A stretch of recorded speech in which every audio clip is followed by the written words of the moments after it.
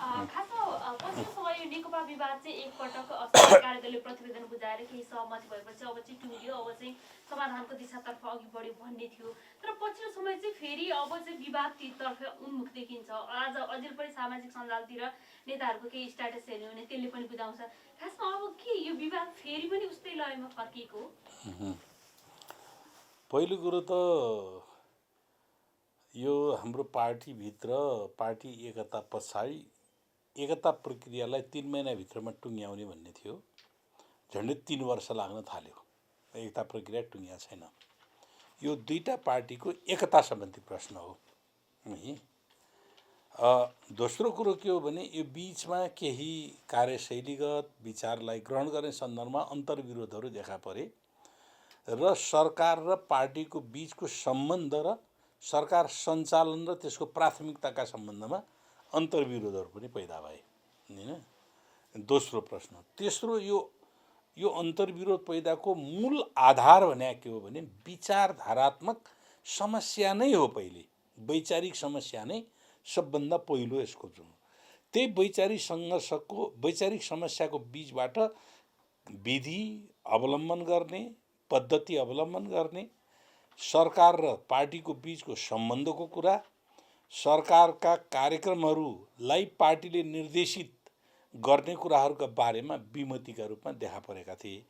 यसैको परिणाम स्वरूप यी बीचमा पार्टीको केन्द्रीय समितिले गरेका निर्णयहरू कार्यान्वयन, गत वर्ष केन्द्रीय समितिले जो निर्णय गर्यो, बैठक सफल गर्यो, त्यस पछाडिको पार्टीलाई व्यवस्थित गर्ने कुराहरूका बारेमा त्यहीँनिरबाटै फेरि अलमल सुरु भयो।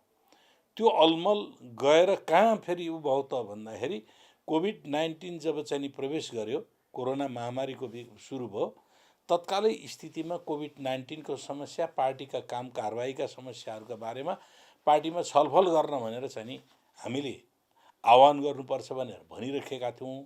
3-3 महिनामा स्थायी समितिको बैठक बस्नुपर्ने र स्थायी समितिले अहिलेको स्थितिमा त्यसका समस्याहरूलाई समाधान गर्नका निम्ति योजनाहरू बनाउनु पर्ने भनेका थियौँ। यी केही समस्याहरू आएका थिए, जस्तो एमसिसी लगायतका समस्याहरू पनि आएका थिए, त्यसको निरूपण गर्ने भन्ने कुराहरू गरेका थियौँ। त्यही बीचमा कोभिड-19 को बेलामा वैशाख 8 गते अध्यादेश जारी भयो, पार्टी विभाजन सम्बन्धी र संवैधानिक नियुक्ति सम्बन्धी अध्यादेश जारी भयो र त्यो तात्कालीन समयको परिस्थितिको लागि नकारात्मक काम थियो भनेर 10 गतेको दिन, वैशाख 10 गतेको दिन स्थायी समितिका 20 जना सदस्यले पार्टी बैठकको माग गरे, स्थायी समितिको बैठकको माग गरे। तर विधानतः पनि 15 दिनभित्र बैठक बोलाउनु पर्नेमा त्यो बैठक बोलाइने र 2 महिना पछाडि असार 10 गते बैठक बोलाइयो। त्यो बैठकमा 7 वटा एजेन्डाहरू रहेका थिए। त्यो 7 वटा एजेन्डाहरू 10 गतेको देखिको बैठकको सुरुवात भयो। 2टा एजेन्डा प्रमुख कोभिड-19, भारतसँगको सीमा समस्या लगायतका चाहिँ मुद्दाहरूमा पार्टीको सङ्गठनात्मक काम कारबाही, एकीकरणका कामहरू अनि एमसिसी लगायतका कुराहरू बारेमा टुङ्ग्याउने भनिरहेको बेलामा 2 दिनको बैठक पछाडि कमरेड अध्यक्ष केपी शर्मा ओलीले बैठकैबाट निस्केर बाहिर एउटा चाहिँ वक्तव्य दिइसकेपछि त्यसले अर्कै रूप, त्यो उहाँले के भन्नुभयो, मलाई मेरै पार्टीका साथीहरू र विदेशी मिलेर, भारतीयहरू मिलेर होटलमा बसेर मलाई सरकारबाट, प्रधानमन्त्रीबाट हटाउने षड्यन्त्र गर्दैछन् भन्ने कुराहरू उहाँले बोलिसकेपछि अर्को दिनको बैठकमा, 17 गतेको बैठकमा त्यसको गम्भीरताका साथ त्यसको प्रश्न उठ्यो। अब पार्टीका मान्छेले विदेशीसँग मिलेर सरकारबाट हटाउन खोजेका हुन् भने प्रमाण दिनुहोस्। त्यसलाई त महाअभियोग मात्रै होइन, त्यसलाई इमिडिएटली तुन्नुपर्छ। विदेशीसँग मिलेर गर्ने त यो त राष्ट्रद्रोह हो। त्यस कारणले त्यो गर्नुहोस् भन्दाखेरि उहाँले त्यसको केही जवाब दिनु भएन। बैठक चाहिँ नि अनि त्यो अलिकति क्लाइमेक्स अलि चर्को द्वन्द्वको रूपमा गएर उहाँलाई बैठकैबाट तपाईँ त्यसो हो भने तपाईँ सफल प्रधानमन्त्री हुनुहुन्न, असफल हुनुभएको छ, प्रधानमन्त्रीबाट पनि पार्टी पनि चलेन, प्रधानमन्त्री सरकार पनि चलेन, राजीनामा दिनुहोस् भन्ने प्रश्न त्यहाँ उठ्यो। हाम्रो पार्टीको एजेन्डा पनि यहाँ थिएन। अनि त्यसपछि बैठक अवरुद्ध भयो र बैठकले 26 भदौको 26 गते विभिन्न विषयमा सरसल्लाह अन्तर्क्रिया आदि 26 गतेको दिन कार्यदल समेतको उसबाट निष्कर्षबाट 26 गते 16 बुधे एउटा चाहिँ प्रस्ताव पारित गरेको थियो। अब पार्टीभित्रको आन्तरिक जीवनलाई पनि कहाँ कसका के कमजोरी छन् त्यो आत्मालोचना गर्ने, सरकार र पार्टीको सम्बन्धको बिचमा सुदृढ बनाउने, सरकारले पनि गर्ने कामहरू दैनन्दिन प्रशासनका काममा पार्टीले हस्तक्षेप नगर्ने, तर नीतिगत निर्णयहरूमा पार्टीको निर्देशन, पार्टीको समन्वय मात्रै गर्ने, कोभिड-19 केन्द्रित हुने, सीमा समस्याहरू बारेमा केन्द्रित हुने आदि 16वटा र त्यसमा एउटा एमसिसी थियो, जसमा एमसिसी राष्ट्रिय हित अनुकूल बनाउने भन्ने थियो। त्यसमा मेरो मात्रै विमति थियो। एमसिसी खारेज गर्नुपर्छ भन्ने मान्यतामा थियो। मैले नोट अफ डिसिसन लेखेँ त्यो विषयमा मात्रै, अरूमा अब पार्टीलाई व्यवस्थित गरेर लैजाने भन्ने थियो, त्यो समन्वयात्मक ढङ्गले लैजाने भन्ने थियो। त्यो कुरा अध्यक्ष कमरेड प्रधानमन्त्रीबाट त्यो कार्यान्वयन भएन। कार्यान्वयन नभएर यो बिचमा थुप्रै अरू घटनाहरू पनि घट्न गए। थुप्रै घटनाहरू भयो। कोभिड-19 व्यवस्थापनका सम्बन्धमा सरकारले जिम्मेवारीबाट मुक्त हुने, राज्यको जनताप्रतिको जिम्मेवारी उत्तरदायित्वबाट मुक्त हुने, जनताले आफैले उपचार गर, पैसा तिरेर उपचार गर जस्ता सरकारले हाम्रो संविधान विपरीत कुराहरू, संविधानले व्यवस्था गरेको कुराहरू विपरीत कुराहरू गर्न थाल्यो एकातिर। अर्कोतिर भारतसँगको कूटनैतिक सम्बन्धलाई विकास गर्नुपर्ने संवादद्वारा कूटनैतिक माध्यम र राजनीतिक माध्यमबाट संवाद गर्नुपर्ने ठाउँमा प्रधानमन्त्रीले आफ्नो प्रोटोकलको पनि व्यवस्था गरिकन भारतीय जासुस संयन्त्रको उनीसँगको भेटभाट, त्यसमा पनि के भएको हो भन्ने कुरा जनतालाई सार्वजनिक रूपमा जानकारी नदिएको र कहिले चाहिँ नि कर्टसी कल हो अथवा शिष्टाचार भेटघाट हो भन्ने, कहिले मिसनबाट उनी दूत बनेर राष्ट्रपति प्रधानमन्त्रीका दूत बनेर आएका हुन् भन्ने, कहिले के भन्ने र सँगसँगै नेपालको सीमा अतिक्रमण गरेको त्यसको विरुद्धमा हामीले पहिलोपटक आफ्नो नक्सा, नेपालको भूभागको सम्पूर्ण नक्सा तयार पारेर संसदबाट त्यो पारित गरिसके पछाडि त्यसको प्रतिक्रिया स्वरूप भारतीय सेनाध्यक्षले यो विदेशीले उक्साएर चाहिँ नि नेपालले यो गरिरहेको छ भन्ने प्रतिक्रिया दिएको व्यक्तिलाई यो अवस्थामा बोलाएर मानार्थ चाहिँ नि महारथीको चाहिँ नि पदवी दिने जुन कुराहरू हो, त्यो एउटा त परम्परा भने आज हाम्रो यत्रो सङ्घर्ष पछाडि, परिवर्तन पछाडि, यत्रो क्रान्ति पछाडि आएको सरकारले त्यही पुरानै परम्परालाई अवलम्बन गर्नु पर्थ्यो कि पर्दैन थाहा छैन। त्यो अर्को बाटो भयो र अर्को विवादित स्थितिमा त्यो गर्न थाल्दाखेरि झन् समस्याहरू पैदा भयो। पार्टीको आन्तरिक जीवन पनि चलेन, सरकारको काम कारबाही पनि राम्रोसँग चाहिँ नि जनताको अपेक्षा अनुरूप राज्यले गर्नुपर्ने जिम्मेवारी दायित्व पनिबाट पन्सिन खोज्ने प्रवृत्तिहरू देखा परिसकेपछि यसले नयाँ समस्या सिर्जना गरेपछि ल यसलाई बैठकबाट समाधान गरौँ त फेरि भन्नु भन्दाखेरि बैठक पनि उहाँले अस्वीकार गर्दै गएको स्थितिमा र बल्ल तल्ल हिजो चाहिँ नि सचिवालयको बैठकसम्म बस्यो र त्यसले अन्तर्विरोध एउटा गम्भीर प्रकृतिको अन्तर्विरोधको रूपमा अगाडि देखा परेको छ। अब हाम्रो सोचाइ के हो भने यो अन्तर्विरोधलाई समाधान गर्ने भने त बैठकैबाट हो। बैठकमा सकिन्छ, सहमतिबाट सकिन्न, बैठकको विधिबाट, पार्टी सङ्गठनात्मक विधिबाट त्यसको हल गर्नुपर्छ भन्ने कुराहरू। त्यो हल गर्ने कुरालाई व्यवस्था गरेर उहाँले कहिले पार्टीले चाहिँ अलग अलग भएर जाउँ भनेर कमरेड प्रचण्डसँगको कुराकानीको दौरानमा हामी आफ्नो आफ्नो बाटो लागौँ, सँगै बस्न सकिँदैन भन्ने जस्ता अभिव्यक्ति दिने र एकातिर यो, अर्कोतिर मदन भण्डारी फाउन्डेसन केन्द्रदेखि तलसम्म जो आफूले लेखेर जारी गरेको सर्कुलरको विपरीत केन्द्रदेखि स्थानीय तह, गाउँपालिका, नगरपालिकासम्म पनि त्यसका कमिटीहरू बनाउनको निम्ति निर्देशन, जनताको बौद्धले जनवाद जो सस्पेन्डमा थियो, 21औं शताब्दीको जनवाद, माओवाद र जनताको बौद्धले जनवाद अहिलेलाई स्थगित भएको थियो। महाधिवेशनमा मात्रै त्यसका बारेमा विचार विमर्श छलफल गर्न सकिने भनेर स्थगित गरिएकोलाई उहाँले अहिले चाहिँ प्रचार गर्नका निम्ति निर्देशित दिइसकेपछि यसले झन् जटिलता पैदा गरेको छ। यही अहिलेको स्थितिको यो चाहिँ नि संक्षिप्तमा अहिलेको स्थिति पार्टीभित्रको विचारको पक्ष। मूलतः यसको पछाडि विचार नै के हो त भन्दाखेरि मुख्य हो। हामीले समाजवाद उन्मुख समाज निर्माण गर्नुपर्ने, संविधानले निर्देशित गरेको हाम्रो पार्टीको घोषणापत्र, हाम्रो पार्टीको नीति र कार्यक्रम, पार्टीले नेतृत्व गरेको सरकारले त्यो अनुकूल अगाडि बढ्नु चाहनेमा उदार चाहिँ पुँजीवादी लोकतन्त्र, पुँजीवादी अर्थव्यवस्थालाई त्यसको हिमायती भनेर त्यो दिशामा दलाल पुँजीलाई प्रश्रय दिइरहेको स्थितिले पनि हाम्रो समाजवाद उन्मुख समाज निर्माण गर्ने दिशा पनि उल्टो दिशातिर पुगिरहेको, सरकारले त्यो दिशातिर डोराइरहेको अवस्थामा यसले गम्भीर समस्या पैदा गरेको छ। जस्तो हिजो सचिवालयमा अध्यक्ष प्रचण्डले पत्र बुझाउनु भएको छ, यहाँलाई पनि जानकारी छ र त्यो सार्वजनिक पनि भइसकेको छ। खासमा त्यो पत्रलाई लिएर चाहिँ अलिक विवाद पनि भएका छन्। कतिपयले चाहिँ त्यो पत्र चाहिँ अध्यक्ष एक्लैको हो, त्यो 5 जनाको सहमति छैन पनि भनिरहेका छन्। खासमा के त्यो अध्यक्ष एक्लैले दिनुभएको पत्र हो कि होइन त्यो अध्यक्ष 5 जना सचिवालयका सदस्यहरूको परामर्शबाट तयार पारिएको हो। मैले थाहा पाएसम्म 5 जना सचिवालयका सदस्यहरू त्यो पत्र तयार पारेपछि उहाँहरू बसेर त्यसको चाहिँ उ गरिएको हो। अरू त त्यसभन्दा अगाडि चाहिँ त्यो पत्रभन्दा त्यो प्रस्तावको रूपमा गएको छ।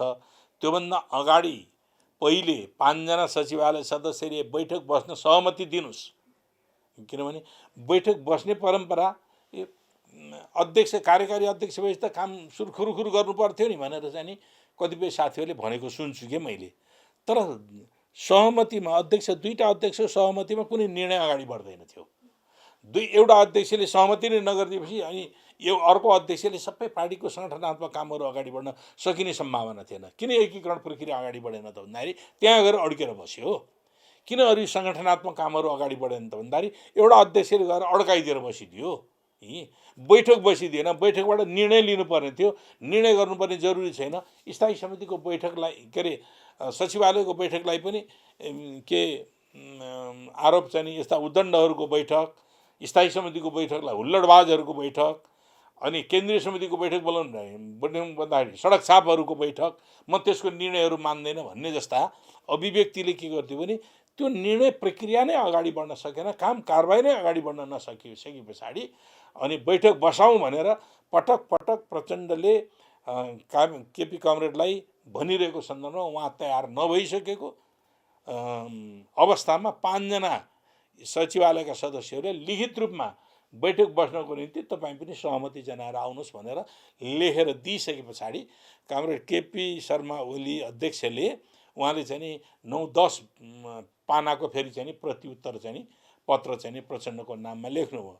उहाँ चाहिँ नि तिमीले यसो गर्यो उसो गर्यो फलाना चिलाना आदि इत्यादि कुराहरूको बारेमा त्यो जुन कुरा सार्वजनिक भइसकेको छ मैले भन्नुपर्ने जरुरी छैन।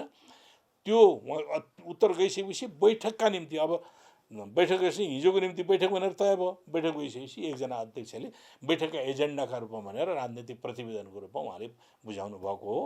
त्यो चाहिँ 5 जनाहरूको बिचमा सामान्यतया त्यो चाहिँ नि छलफल गरेर त्यसलाई चाहिँ नि प्रस्तुत गरिएको भन्ने मेरो बुझाइ हो। जस्तो एकताको ताकामा चाहिँ यहाँहरूले दुईटा अध्यक्ष बनाउनु भएपछि दुवैजनाको हैसियत समान हुने, एकजनाले पार्टी सञ्चालन गर्ने, एउटाले सरकार सञ्चालन गर्ने भनेर अघि बढ्नु भएको थियो।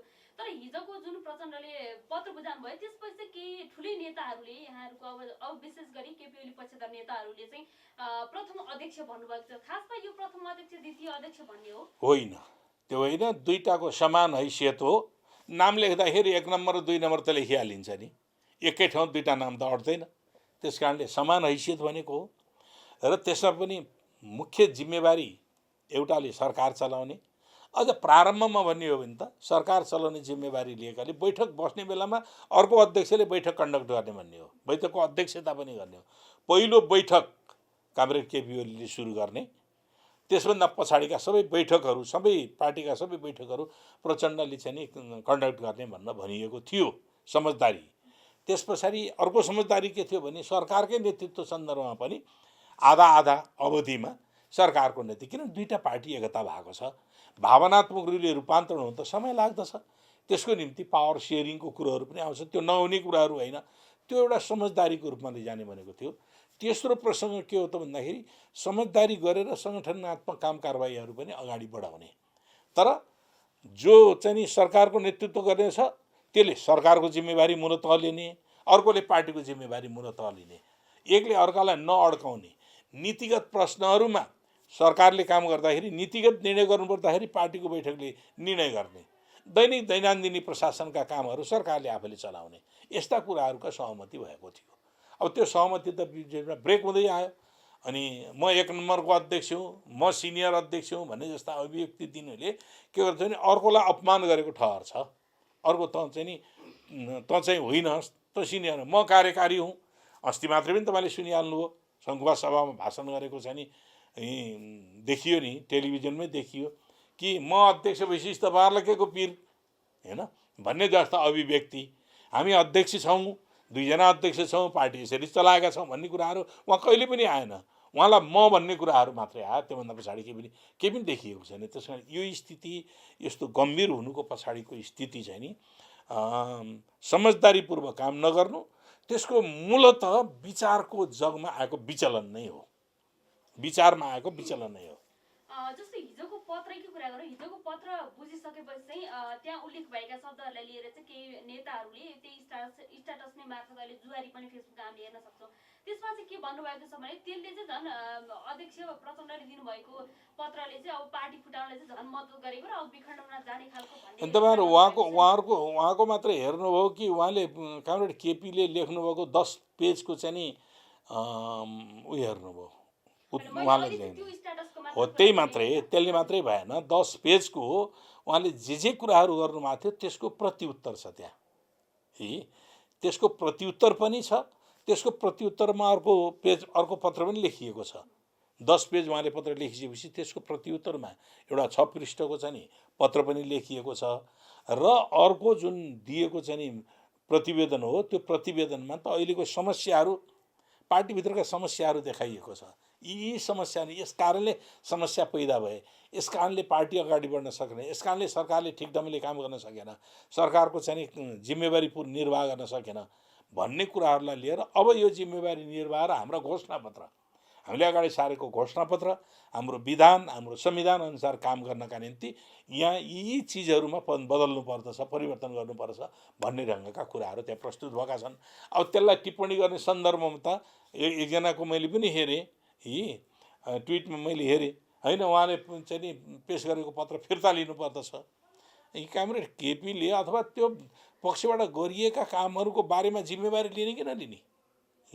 जिम्मेवारी लिने नि, पत्र मात्रै फिर्ता गर्नेले समस्या हल हुने हो? पत्र त बैठकमा प्रस्तुत भएको एजेन्डा हो। त्यो एजेन्डामा त छलफल गरेर बेठिक छन् भने छलफल गर्ने हो। सचिवालयमा छलफल होला, आवश्यक पर्छ भने त्यसको सचिवालयको स्थायी समितिको बैठक बोलाइयोस्। किनभने भदौ 26 गते स्थायी समितिले गरेका निर्णयहरू कार्यान्वयन भएनन्।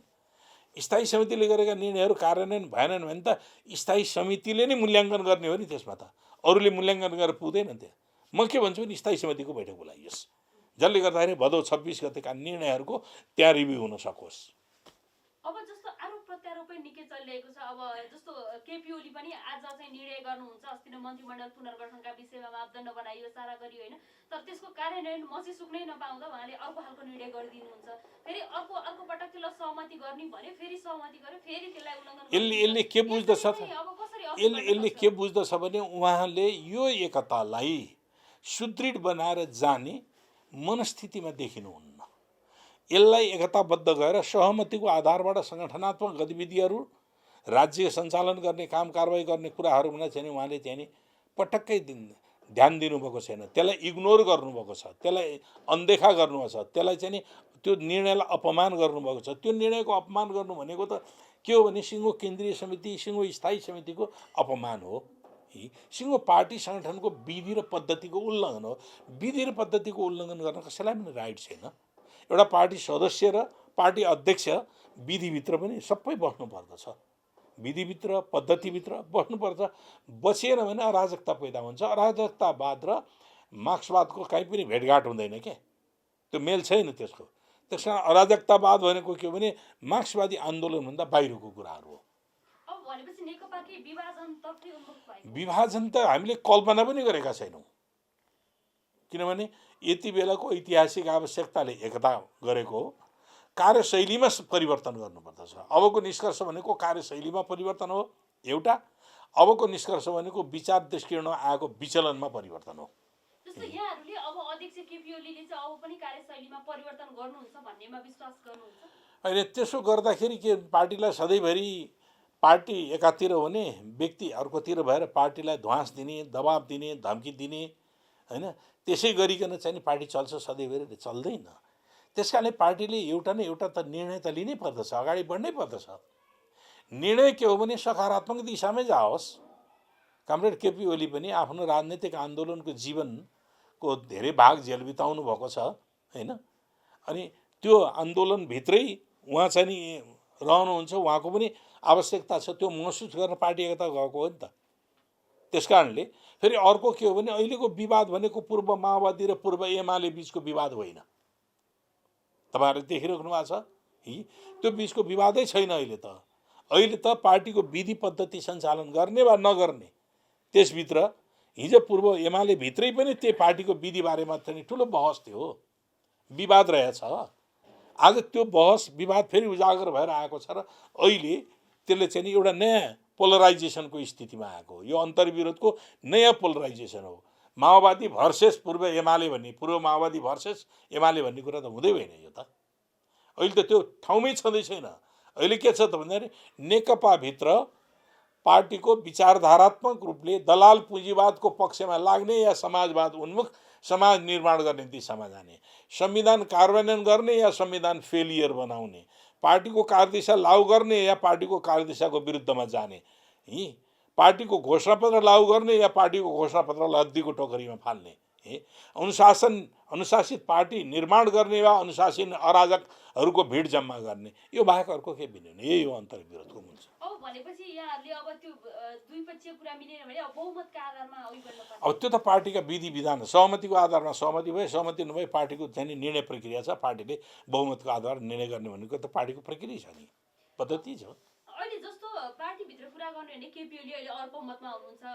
अल्पमत र बहुमतको त्यहाँ चाहिँ नि हामीले अहिले अभ्यासै गरेकै छैनौँ। को अल्पमतमा छ? यहाँहरूले चाहिँ स्थायी कमिटीमा चाहिँ प्रधानमन्त्रीको राजीनामा माग्नु भएको थियो। त्यो अवधिमा माग्नुको सट्टा अब एउटा कुरा गर्ने, म तपाईँलाई सच्चै हाल्छु। पार्टीले स्थायी कमिटीको बैठकमा औपचारिक रूपमा राजीनामा मागेको होइन।